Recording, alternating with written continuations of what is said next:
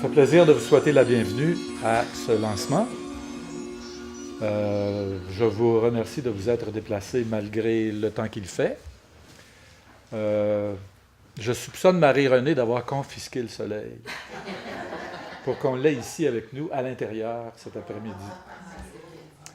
Mais elle m'a promis qu'il serait là demain, à sa place. Notre rencontre va se dérouler en 3 temps. Le premier temps, je vais inviter quelques personnes à prendre brièvement la parole. Deuxième temps, Marie-Renée va nous parler de l'objet de cette rencontre-là, de quelques journées en réserve, et de sa démarche. Et la suite des choses, après, va se dérouler ailleurs qu'ici.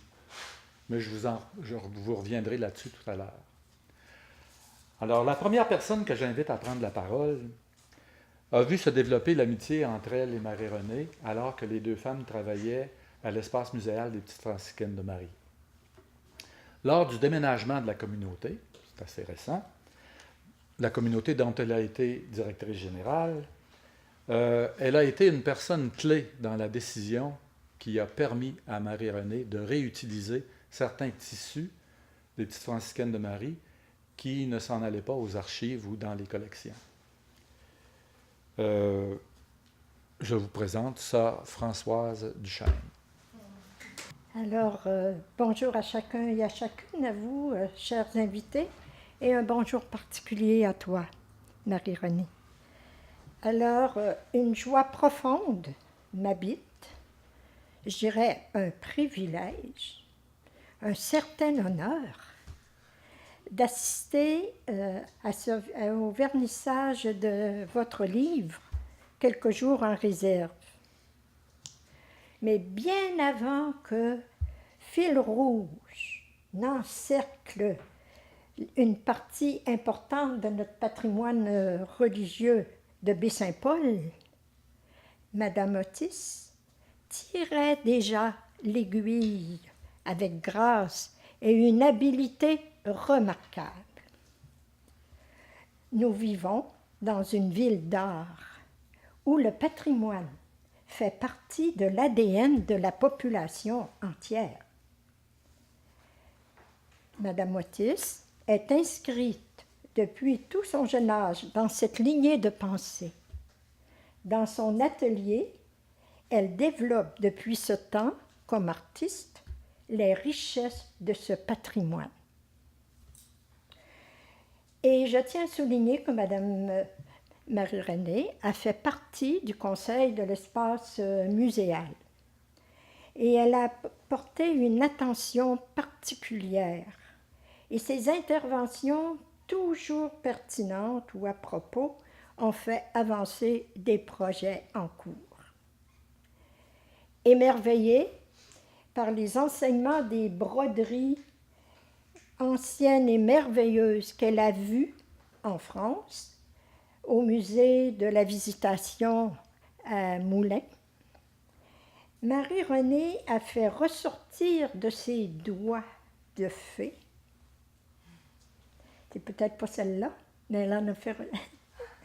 Elle a fait ressortir de ses doigts de fée la beauté des visages et des choses en brodant des œuvres d'art sur des tissus le plus souvent liturgiques ayant appartenu à la congrégation. Par la transformation de ces accessoires, elle a donné une seconde vie à ces tissus destinés au culte et peut-être qu'ils seraient encore dans des coffrets ou des tiroirs sans être vus, et vous leur avez donné une seconde vie. Merci, Marie-Renée, d'avoir traité avec tant de respect ces trésors, ces tissus, tissés et agrémentés par les doigts de prière de nos sœurs d'hier et d'aujourd'hui que nous vénérons. Les petites franciscaines de Marie reconnaissent en Marie-Renée des valeurs franciscaine, de beauté, de simplicité, d'humilité, de douceur, de fraternité et de joie. Et je pourrais en ajouter encore. Alors, sois bénie, Marie-Renée, d'avoir prolongé par des fils d'or ou d'argent ou des fils de couleurs variées des souvenirs de notre histoire sacrée. Merci et longue vie à tes intuitions, à tes créativités artistiques. Quel grand artiste tu es.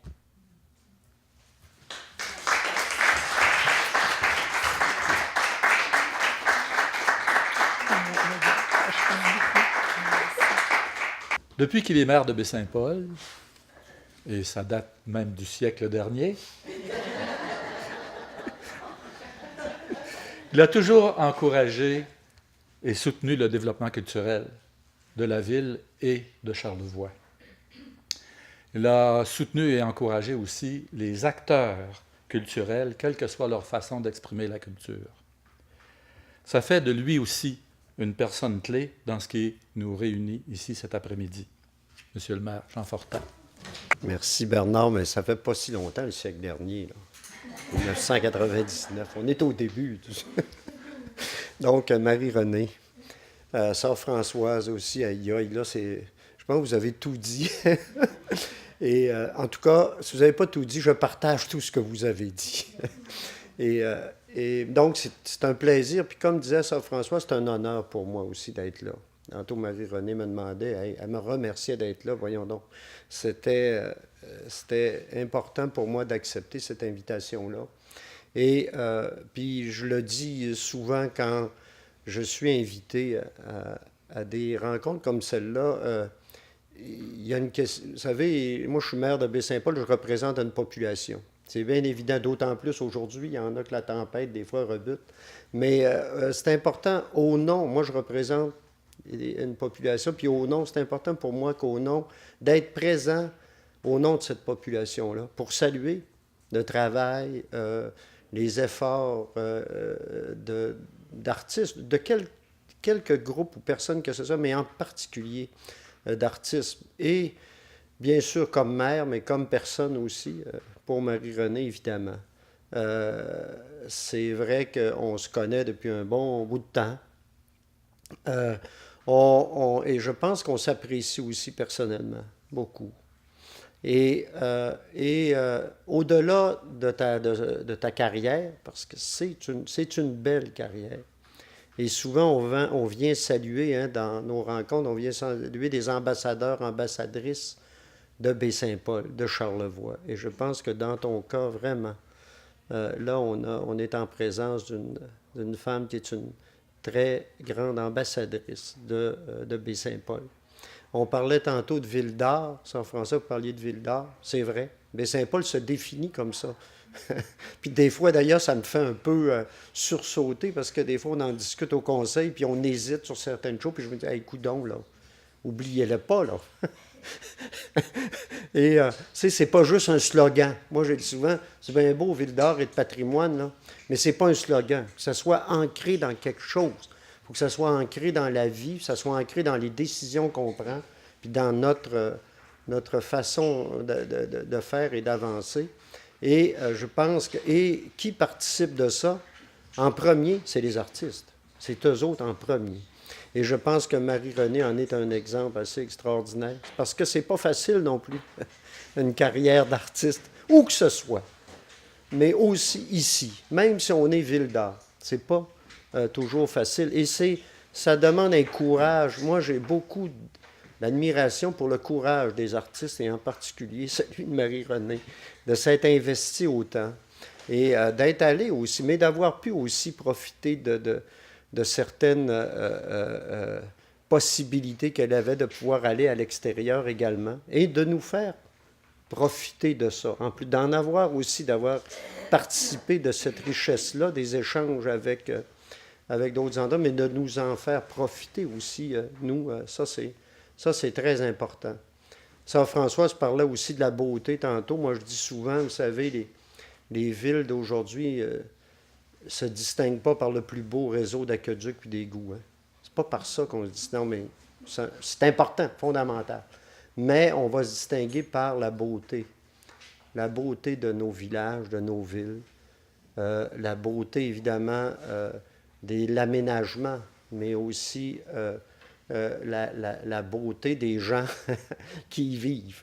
Et ça, je pense que et les artistes participent de ça, fondamentalement. La culture participe de ça. C'est par la culture, c'est par ça qu'on... Et je pense, et là, on a quelqu'un, Marie-Renée, je pense que voilà quelqu'un qui, très concrètement, y participe. Donc, merci beaucoup, Marie-Renée, pour ça, pour ce que tu es, bien sûr.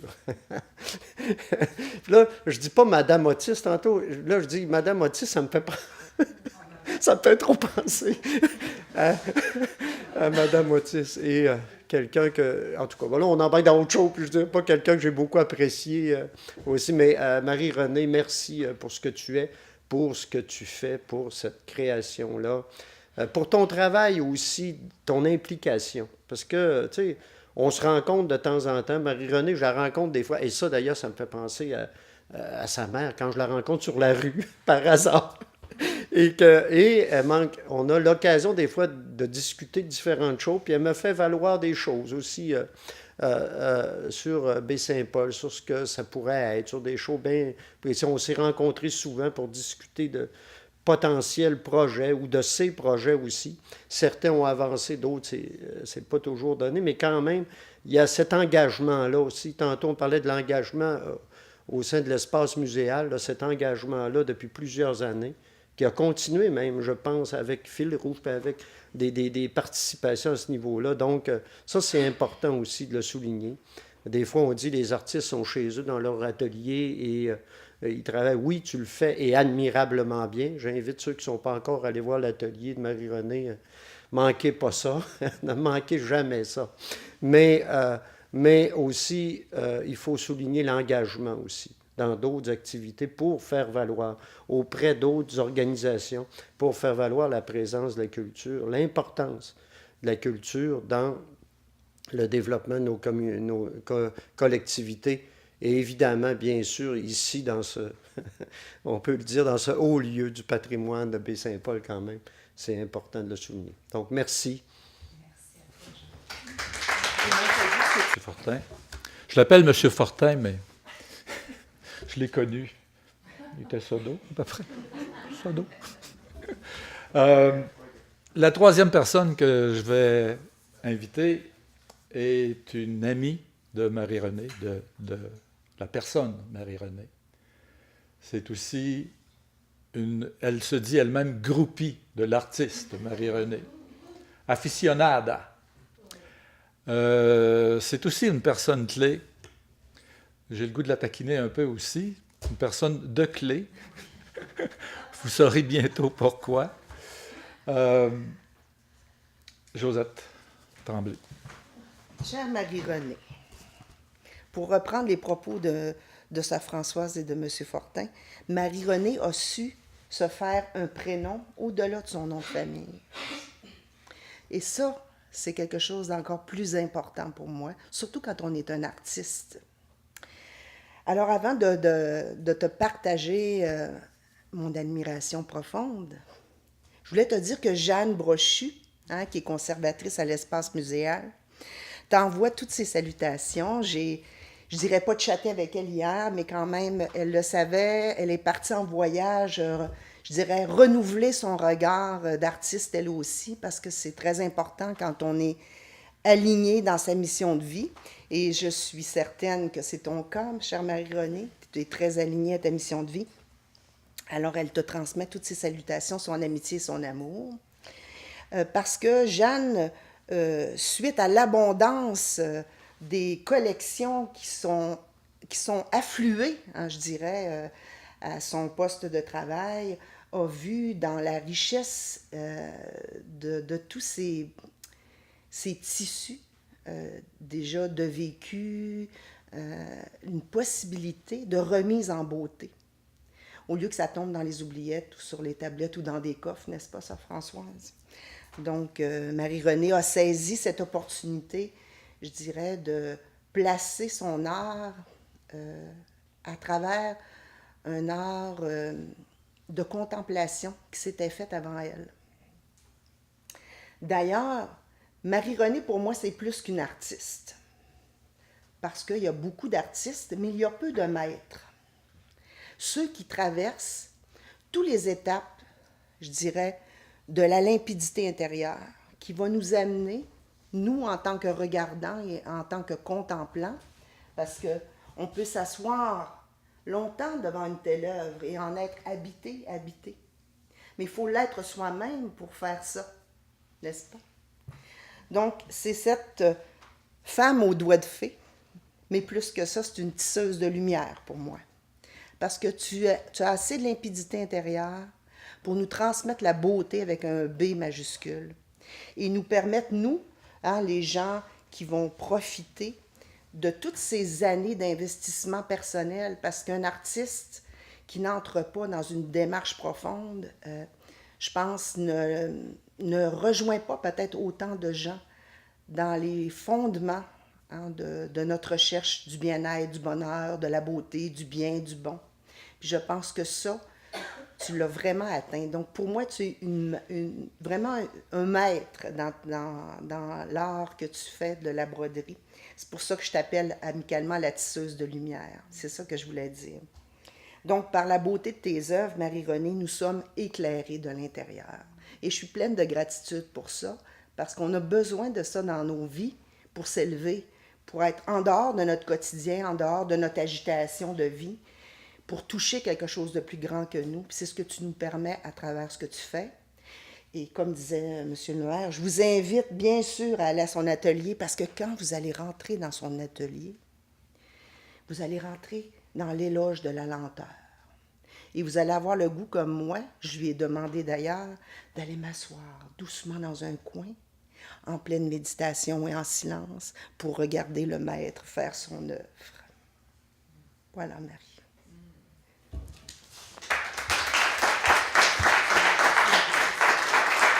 Merci infiniment, tous ceux et celles qui ont pris la parole. Puis merci d'être venus, vous êtes fins, vous avez tous bravé la température. Alors, bon, j'avais hâte. J'avais hâte de vous raconter des choses. Entre autres, un des plaisirs de mon travail à l'atelier, c'est de faire de la recherche. Et si vous venez à l'atelier de ce temps-ci, je vais pouvoir vous montrer 2 recherches que je poursuis simultanément. Une, ce sont des études astronomiques, depuis que je fais partie du club d'astronomie de Charlevoix.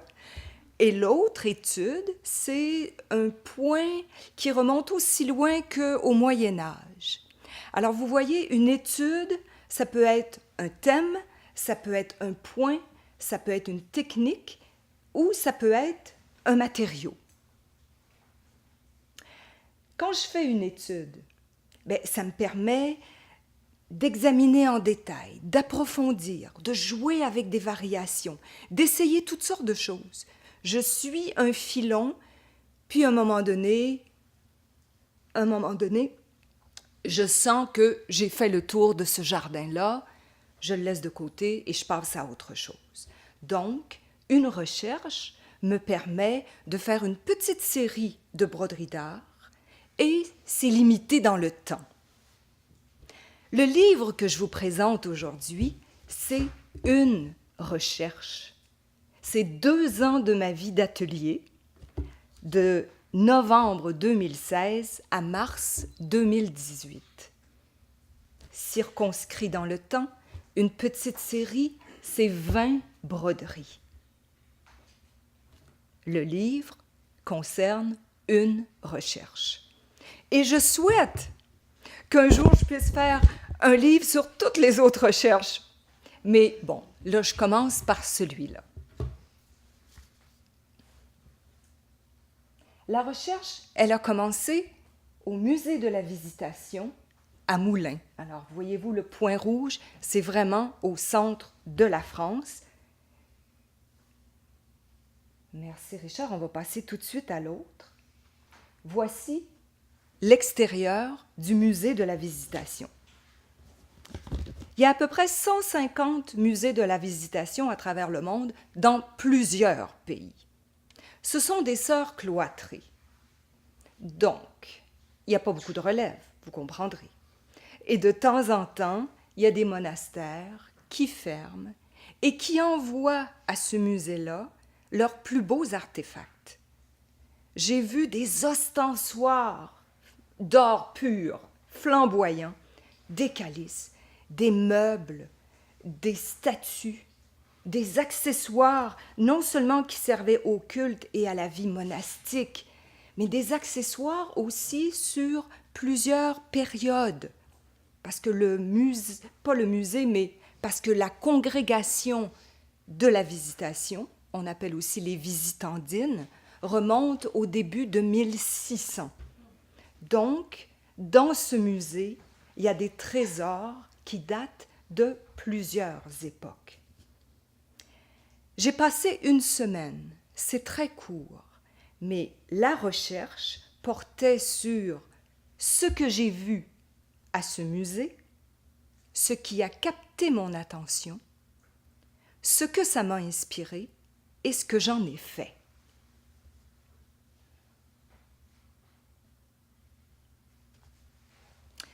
Quand il y a un projet qui doit se réaliser, à un moment donné, les planètes s'alignent. Hein? Il y a des choses exceptionnelles, hors de l'ordinaire, qui se produisent. Et dans mon cas, en revenant du musée de la Visitation en France, il y a eu le déménagement des petites franciscaines de Marie, et comme sœur Françoise l'a indiqué, j'ai hérité de tissus des petites franciscaines. Des tissus humbles, mais sur lesquels les religieuses avaient pris le temps de faire une petite dentelle, d'intervenir. Et c'est là-dessus que j'ai travaillé. Et là, je me trouvais vraiment en position, comme si j'étais un pont entre une communauté religieuse de France, une communauté religieuse du Québec. Entre les deux, il y avait une conversation muette. Il y avait des liens de l'ordre de l'intangible, mais il y avait quand même des liens, et moi, je servais d'intermédiaire entre les deux. Et ça, je trouvais que c'était un honneur.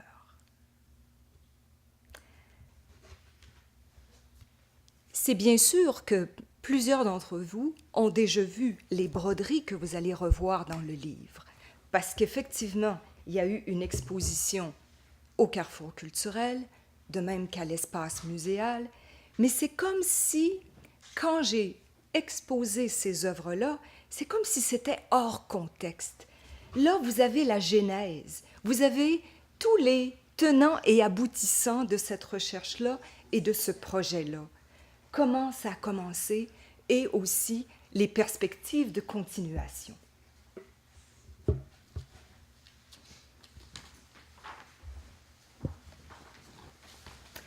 Je vous présente M. Picot, qui est le directeur du musée de la Visitation.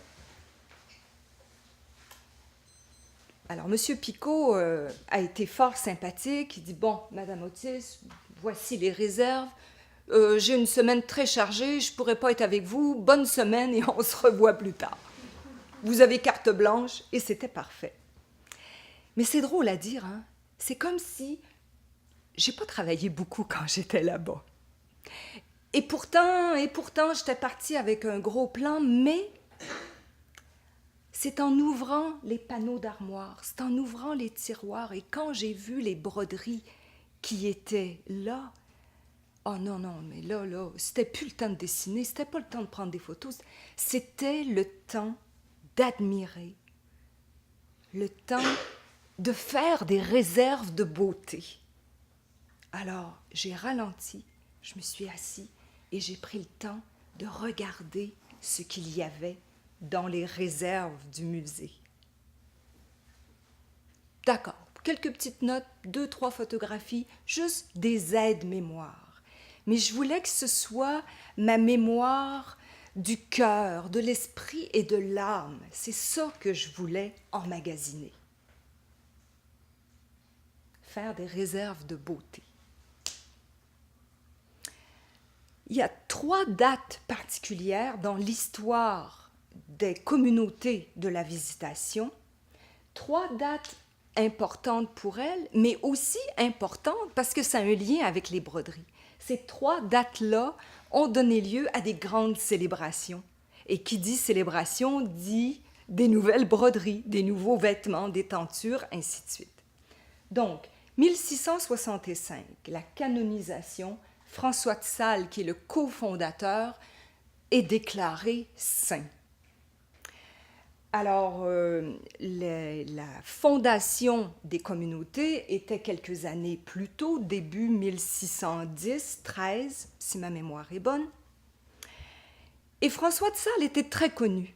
C'était l'évêque de Genève, très connu et très apprécié. Il avait écrit plusieurs livres qui avaient connu une grande diffusion. Et savez-vous pourquoi il était apprécié? Parce qu'il disait « La sainteté est accessible à tous. Que vous soyez un homme ou une femme, que vous soyez riche ou pauvre, que vous soyez en santé ou grabataire, que vous soyez marié ou célibataire, la sainteté est accessible à vous. » Donc, c'était un message qui parlait à tout le monde. Et lorsqu'il est décédé, sa popularité a largement accéléré les enquêtes et le processus pour devenir saint. Parce qu'il y a toujours bien des années qui séparent une personne qui meurt, qui devient bienheureux, ensuite qui devient saint. Ça se fait sur des longues périodes. Pas pour saint François de Sales. Ça s'est fait très vite. Et là, c'était tant mieux. Et ça donnait lieu, à travers l'Europe, à des grandes festivités. C'était à quel pays célébrerait avec le plus d'envergure? Une compétition entre les villes, compétition entre les communautés. Qui célébrerait avec le plus d'ampleur le fait que saint François de Sales soit devenu un saint? Et là, toute la population participait, donc des grandes processions à travers les rues, des bannières, tout était pavoisé, donc pas juste décoré dans les églises ou les monastères, mais aussi dans les villes. Et là, il y a eu des réserves de broderies extraordinaires. L'autre date, 100 ans plus tard, la canonisation de la cofondatrice. Voyez-vous, là, elle, ça a pris pas mal plus de temps. Et là, oui, on a célébré encore, mais moins quand même. On n'est pas loin de la Révolution française. Alors, il y a une fébrilité dans la société. Bientôt, les monastères vont être saccagés, les églises fermées, alors on n'est plus du tout dans la même ampleur. Mais n'empêche que là aussi, il y a des célébrations et que là aussi, on fait des réserves de nouvelles broderies extraordinaires. 3e date, 1920. Toujours pour la communauté de la Visitation, Marie Alacoque qui devient sainte. Et c'est elle qui a démarré la dévotion au Sacré-Cœur de Jésus. Je pense qu'on a presque tous eu l'image du Sacré-Cœur de Jésus qui disait « Protégez notre maison ».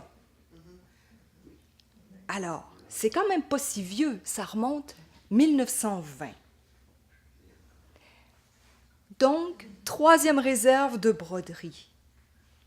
Et en même temps, il faut rendre hommage aux sœurs de la Visitation qui ont conservé ces broderies-là. Pouvez-vous deviner à travers quoi ça a passé depuis 1665 jusqu'à aujourd'hui? Les 2 grandes guerres mondiales, toutes les autres guerres intermédiaires, tous les changements de société. Mais elles ont préservé des broderies que de nos jours, on peut encore admirer. Et la transmission des savoirs dans ces œuvres-là, c'est jusqu'à aujourd'hui. Tant mieux qu'elles en aient pris soin. Et ça, c'est un acte humble, bien conservé, lavé, réparé, entreposé. C'est humble. Mais combien je l'apprécie.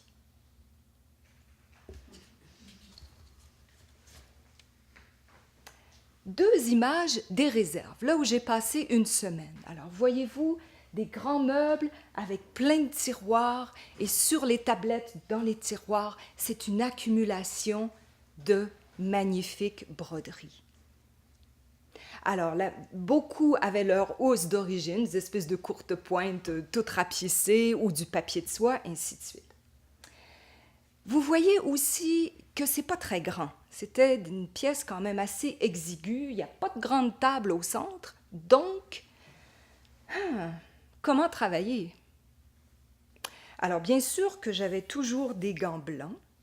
Et là, je vous avoue que ce que j'ai fait, j'ai pu tout simplement relever les coins. C'est juste ça que j'ai pu faire. D'une part, parce que je voulais tout voir, je voulais vraiment faire le tour des réserves, mais en même temps, j'avais pas le temps ni la place de sortir un grand vêtement, de l'étaler puis de l'examiner. Alors, tout ce que j'ai vu, c'est des coins, c'est des fragments, c'est juste des petits bouts. Imaginez, juste des petits bouts qui ont rempli mon cœur, mon âme et mon esprit de beauté. Imaginez si j'avais pu toutes les étaler et les regarder. Et les petits coins que je relevais, oh, c'était tellement beau. Et là, ma recherche, elle portait sur la technique. J'aurais pu porter attention sur l'iconographie, sur les images qui sont brodées, sur les matériaux utilisés, sur toutes sortes de choses, mais c'était l'aspect technique. Hey, j'avais la chance de voir des broderies de 1665. Comment est-ce qu'elles brodaient dans ce temps-là? C'était quoi les techniques qu'elles utilisaient? Et là, je pouvais en voir des petits bouts.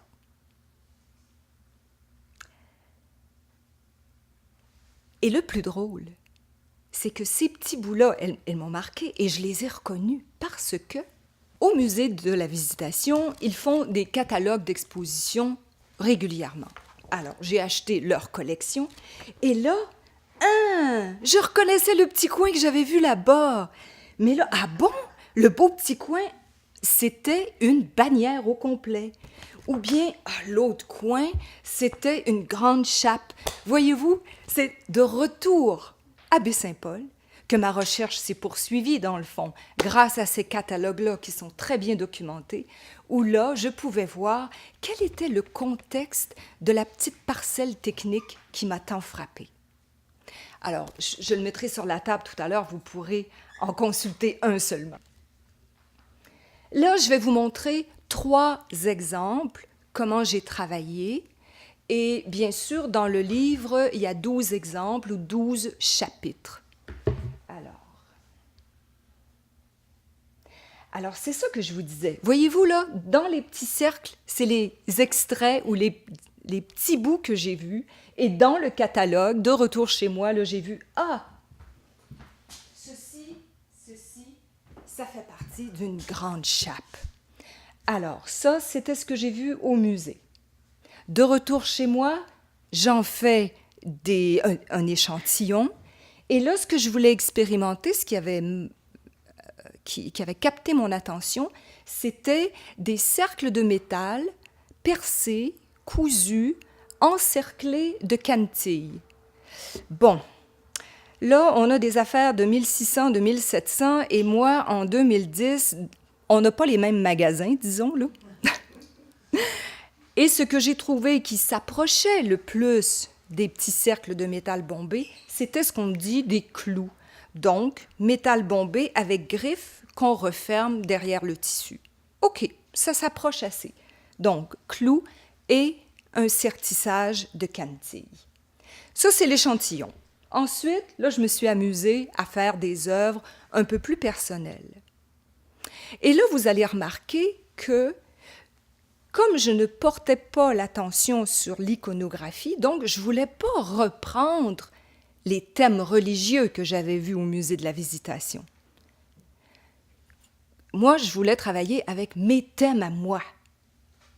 Mes thèmes à moi, les grandes femmes, la nature, pas n'importe laquelle, celle de Charlevoix, la baie, les montagnes, les petites maisons des cabanes d'oiseaux de mon père, des petits bateaux sur le fleuve, ça, ce sont mes thèmes à moi. Donc, c'est ce que j'ai utilisé, mais avec les techniques vues là-bas. Alors, spirale ou limaçon, comme j'ai vu au musée, à partir duquel je fais un échantillon, je poursuis pour faire une œuvre encore plus personnelle, et là, les spirales sont dans le fond. On continue. Alors, dans le livre, il y a toujours ce qui appartient au musée et ce que j'en ai fait. Alors, ce que j'ai vu au musée, mais je n'ai vu qu'un petit coin des anges. C'est vraiment dans le livre de Retour chez nous que j'ai vu que c'était ce grand vêtement-là. Mais ce grand vêtement-là m'indiquait comment ils travaillaient. Donc, ils font toute une broderie en soie. Après ça, on peut arrêter là, elle est belle, elle a l'air finie. Mais non, ils viennent rehausser, rajouter un petit fil d'or par-dessus. Donc, c'est ce que j'ai fait. Alors, ça, c'est une bannière, mais que je n'ai jamais deviné quand j'étais en France que c'était une bannière. C'était juste le petit coin des ailes des anges que j'avais remarqué, et donc j'ai travaillé de cette manière-là. Et là, je l'ai apporté pour que vous puissiez voir. Quand on dit coller jusqu'à ne faire plus qu'un, c'est coller des rangées de fils d'or pour ne faire qu'une surface. Et quand je dis coller, c'est une manière de m'exprimer. C'est pas coller, c'est cousu. OK? Il va falloir que je change mon vocabulaire. Merci, on continue. Voilà. Alors, ce sont donc tous des fils d'or qui sont cousus, mais rapprochés pour faire une surface. Alors. C'est les petits, je les appelais les petits apôtres. C'est donc ce que j'ai vu au musée de la Visitation. Et quand j'ai ouvert le tiroir, je me souviens du meuble, c'est le petit meuble bas, puis c'est le troisième tiroir, c'est là qu'il y avait les petits apôtres. Et quand je suis arrivée devant cette broderie-là, j'ai dit, ça y est, j'ai trouvé. Je venais faire une recherche, je venais chercher quelque chose, je ne savais pas quoi, mais c'est eux que je cherchais. C'est ça que je cherchais. Et ça, c'est une réserve de prochaines recherches. Je veux travailler comme ça. Mais vous ne trouverez pas d'interprétation des apôtres dans ce livre-là, parce qu'à un moment donné, j'ai considéré que ma recherche, elle était finie et que je n'étais pas prête à aborder ce nouveau thème-là. Alors, ma recherche, je vous ai dit tout à l'heure qu'elle s'est terminée en mars 2018. De mars jusqu'à aujourd'hui, j'ai continué à évoluer. J'ai continué à travailler, j'ai continué à étudier. Et justement, récemment, j'ai suivi un cours de broderie russe par une Russe qui travaille dans un atelier de confection d'icônes brodées. Et grâce à ce cours-là, je sais un petit peu plus comment je vais m'y prendre. Parce que cette surface-là, avant le cours de broderie russe, je ne savais pas comment m'y prendre. Mais là, j'ai un très bon indice. Donc, ça s'en vient. À un moment donné, je vais être prête à faire ma série. Là, je les appelle les petits apôtres. Ce ne sont pas des apôtres. Ça va être mes femmes, les montagnes de Charlevoix, le fleuve et ainsi de suite. Mais la source d'inspiration, ça sera là.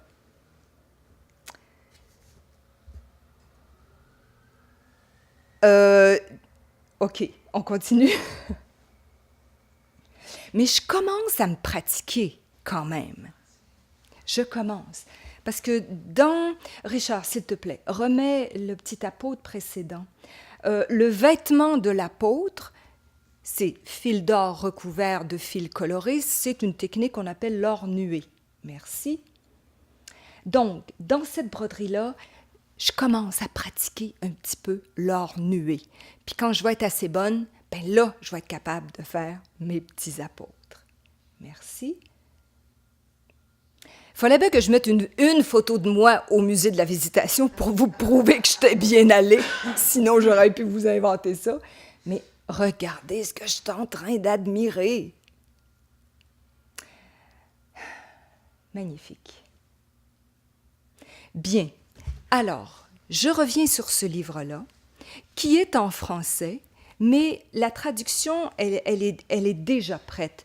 Non pas qu'il y aura un livre en anglais, mais ça va me permettre de raconter cette expérience-là dans des revues spécialisées. Alors, je fais partie de l'Association des brodeurs américains, l'Association des brodeurs canadiens, et c'est dans ces revues-là que je vais pouvoir continuer à raconter l'expérience que j'ai vécue là-bas. Donc, il y a eu un avant, il y a un pendant, et il y aura aussi un après, alors au niveau de la diffusion. Bien. Dernière chose, il me reste encore une image.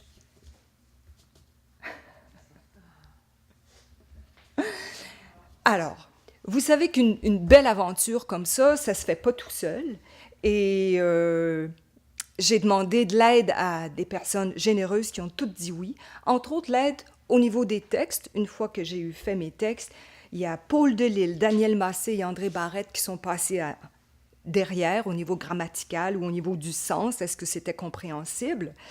Au niveau anglais, il y a Joyce McLachlan et Nathalie Dupuis qui ont passé par-dessus. Le document... Richard a relevé des beaux défis parce que je lui apportais 2 ou 3 petites photos vite faites puis mal faites et il a réussi à composer avec ça au niveau de l'infographie, au niveau du PowerPoint. Une aide indispensable. Merci infiniment, Richard. Et aujourd'hui, l'équipe d'aujourd'hui, écoutez, il y a quasiment plus de personnes qui viennent m'aider que de personnes dans l'assistance en raison de la température et de tous les beaux messages que j'ai eus de gens qui s'excusaient, mais ils ne pouvaient pas traverser. Alors, merci Bernard Langevin, Nicole Trudel, Jacques Simard, merci beaucoup, Liliane Valiquette et Richard Boyer, Josette, merci, c'est tellement beau ce que tu m'as dit. Sœur Françoise, merci. Jean. Merci à ma belle grande sœur Lise Otis, merci à vous. C'est pas la première fois que j'écoute Marie-Renée expliquer son travail. Un jour, j'y ai dit, c'est un travail de patience. Elle me dit non, c'est un travail de passion. Puis, lorsqu'elle parle de son travail, cette passionnée-là, moi, ça me jette par terre. C'est intéressant, c'est envoûtant. Puis, quelques personnes ont parlé de visiter son atelier. Une visite à l'atelier de Marie-Renée, c'est une visite dans un atelier où il se fait du travail, mais c'est une visite dans un musée aussi. C'est être dans une chapelle ardente. C'est envoûtant. Merci beaucoup, Marie-Renée. Le 3e temps de notre rencontre de cet après-midi va se dérouler dans la salle derrière, où les personnes qui le veulent pourront se procurer le livre, que Marie-Renée va se faire un plaisir de dédicacer. Et il y a un verre de l'amitié qui vous attend. Je voulais remercier toutes les personnes que tu as remerciées tout à l'heure, mais c'est fait, alors j'en fais pas plus. Merci beaucoup d'être là, tout le monde. Bonne fin d'après-midi.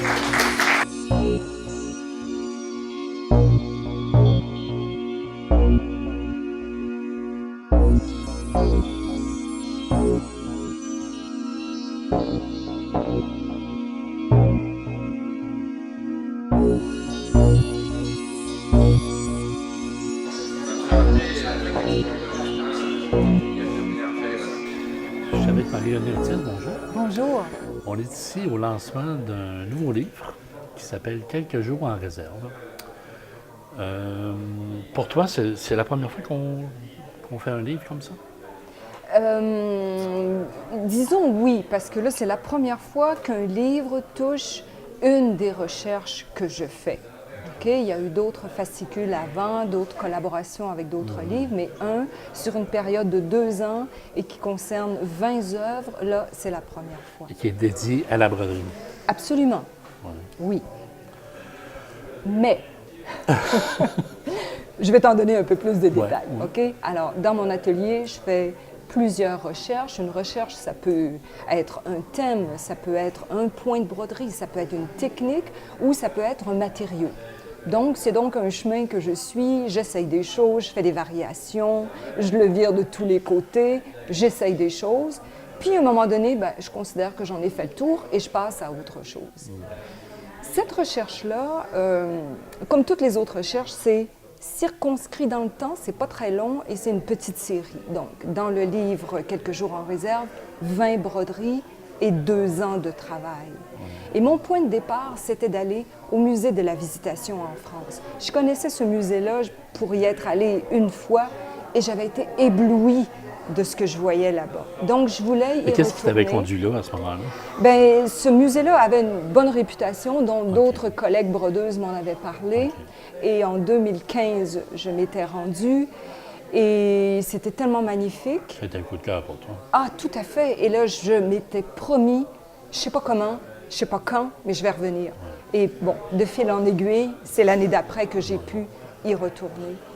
Et ce qui est exceptionnel là-bas, c'est l'état de conservation des œuvres. Alors, les ors sont brillants, les argents étincellent, tout est magnifique. On dirait que les broderies viennent d'être faites. Et pourtant, il y a des broderies qui remontent en 1665, 1765, 1920. C'est donc des conservations exceptionnelles. C'est pratiquement des trésors. Tout à fait. Ce sont vraiment des trésors. Et dans le musée, il y a plein de trésors, parce qu'il y a 150 monastères de la Visitation. Ce sont des sœurs cloîtrées, donc il n'y a pas beaucoup de relève. Hein? Alors, de temps en temps, il y a des monastères qui ferment, et ils envoient à ce musée-là les plus beaux artefacts. Donc, il y a des trésors autant au niveau des ostensoirs en or massif, les calices, les patènes, tous les accessoires de culte, et pour la vie monastique, ce qui inclut les broderies. Dans quel état tu étais quand tu as pu observer ces matériaux-là, ces broderies-là qui sont exceptionnelles? Bien, ça a eu pour effet que je me suis dit, hey, moi, je ne suis pas venue ici pour travailler. Je suis venue ici pour observer, admirer. Je suis venue ici pour faire des réserves. Être imprégné un peu de ces travaux-là. Vraiment, c'est en plein ça, m'imprégner. Alors, j'ai pris quelques petites notes, 2, 3 photos, mais vraiment, rien, juste des aides-mémoire. Et le reste, je me disais, non, il faut que ce soit ce que mon cœur, mon esprit, mon âme enregistrent. C'est ça dont il faut que je me souvienne. Mais pourquoi aller si loin? De la broderie sans fait, ici au Québec, il y en a eu dans des vêtements religieux, il y en a eu de la broderie qui s'est faite. Est-ce que c'était comparable ou c'était vraiment d'autres choses? C'était incomparable, oui. Où est-ce que tu irais au Québec pour voir des broderies qui datent de 1650? Oui, là, c'est pas facile. Dans les musées, puis encore, c'est de les trouver. Et encore, exactement. Et si je mentionne cette date-là si importante, 1650, c'est qu'en Europe, il y a eu des festivités à la grandeur de l'Europe pour célébrer le fait que François de Sales devienne Saint François de Sales. Il était une personne très connue, un prédicateur très apprécié. Et à sa mort, quand il est devenu saint, qui s'est fait très rapidement, alors c'était la liesse à travers l'Europe, des grandes festivités, puis chacun compétitionnait. C'était à qui ferait les plus grandes célébrations et donc qui ferait les plus belles broderies. Voilà. Alors, c'est un peu rendre hommage à ceux qui ont fait ces broderies-là d'abord. Rendre hommage à celles surtout, hein, parce que c'était des sœurs, surtout, qui ont fait ces broderies-là, et rendre hommage à celles qui ont permis qu'elles soient conservées. Toutes ces années-là, jusqu'à nos jours, à travers toutes les guerres, c'est incroyable que certains documents aient pu se rendre jusqu'à nous. Juste à penser à la Révolution française, où les églises étaient fermées, les monastères saccagés. Mais il y a toujours eu des gens pour les cacher, ces trésors-là, et les préserver. Par chance. Absolument. Alors, pour moi, c'est une grande source de connaissances. Là, j'ai surtout porté attention sur l'aspect technique, mais tout l'aspect iconographique et l'aspect de l'évolution des styles aussi. Il y a des tas de choses qu'on peut étudier à partir de ces textiles-là. Et là, à ce moment-là, tu t'es inspiré de ces broderies-là pour faire à ton travail à toi, dans les choses qui t'interpellent, comme tu parlais, les bateaux, les choses de Charlevoix, les montagnes, les paysages, tout ça.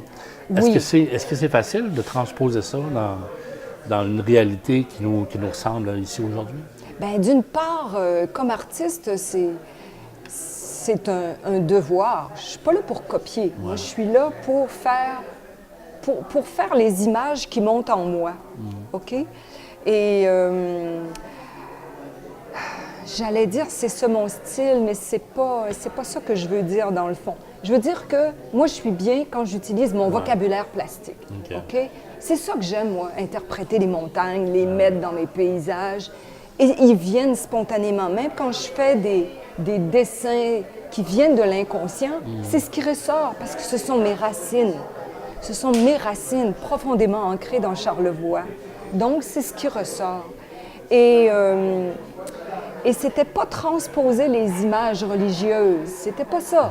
C'était quelle technique utilisait-il à cette époque-là? Et que, avec les matériaux d'aujourd'hui, que moi, je peux transposer. C'est ça. Le fait de travailler ces techniques-là, c'est des techniques qui ne sont pas nécessairement faciles à maîtriser. Et il y en a, effectivement, oui, il y en a 2, 3 qui m'ont causé du souci. Mais j'y arrive. J'y arrive progressivement. Et en tout cas, j'ai des pistes pour finir par y arriver. Mais effectivement, c'est pas facile. Quand on fait une broderie, puis on s'aperçoit que, bon, c'est pas tout à fait ça, c'est pas tout à fait... qu'est-ce qu'on espérait, qu'est-ce qui arrive dans ce moment-là, on dit, mais... Mais c'est jamais tel qu'on le souhaite. Ouais. C'est ce qui fait qu'on se remet au travail puis qu'on continue. On recommence. On recommence. 100 fois sur le métier, remettez votre ouvrage. On recommence. On ne se décourage pas. On se décourage pas. C'est une passionnée, dans le fond. Oui. C'est la passion qui fait qu'on est animé, puis on dit, ben je continue, puis je vais aller plus loin, puis je vais me dépasser. La passion, l'amour, et écoute, je reconnais que je suis bénie des dieux. Parce que je travaille avec des beaux matériaux. OK? Et dans le cas de cette recherche-là, je travaille avec des tissus qui ont du sens, un support qui a une histoire, très liée à l'histoire de mes racines de Baie-Saint-Paul de Charlevoix. En plus. C'est une très grande chance. Et les fibres que j'utilise dessus, là, dans mon atelier, j'ai des choses qui viennent du Guatemala, de l'Algérie, de Chine, de tous les pays du monde. Et je travaille avec ça. Donc, encore une fois, je suis en lien avec le monde. Je peux être seule dans mon atelier, mais je ne suis pas vraiment seule. Je suis en lien avec le monde. Et c'est tellement une chance de vivre cette expérience-là aussi. Et donc, des matériaux d'aujourd'hui, des techniques anciennes, et c'est comme ça que je travaille. Ça actualise, dans le fond, un peu le processus de la broderie? Oui. La rendre plus accessible? Oui, tout à fait, parce que si on regarde de mes... C'est sûr, hein, comme artiste, on espère toujours que nos œuvres vont nous survivre. Et puis, je pense que c'est une des recettes que plus on fait une œuvre qui nous est personnelle, plus on a de chances de rejoindre l'universel. Et puis en même temps, j'ai pas de contrôle sur rien. Moi, ma seule responsabilité, c'est de bien faire. Chez nous, chaque jour, c'est de bien faire chacun des points de broderie. Ici, maintenant, avec amour. Le reste... Ça ne nous appartient plus. Voilà. Et il y a l'astronomie. Oui. C'est nouveau. Bien, c'est nouveau parce que on se nourrit aussi de tout ce que l'on vit. Et là, depuis le printemps, je fais partie du club d'astronomie de Charlevoix. Les soirées sont passionnantes. On apprend des tas de choses et ensuite, je poursuis avec des lectures et ça fait germer plein d'idées dans ma tête. Alors, c'est un nouveau champ à explorer. Un nouveau champ à explorer. Exactement. On va voir ça bientôt, j'imagine. Bien, bientôt. On va te laisser le temps D'accord. de le processus. Oui. Merci, Marie-Renée. Félicitations. Bienvenue, merci.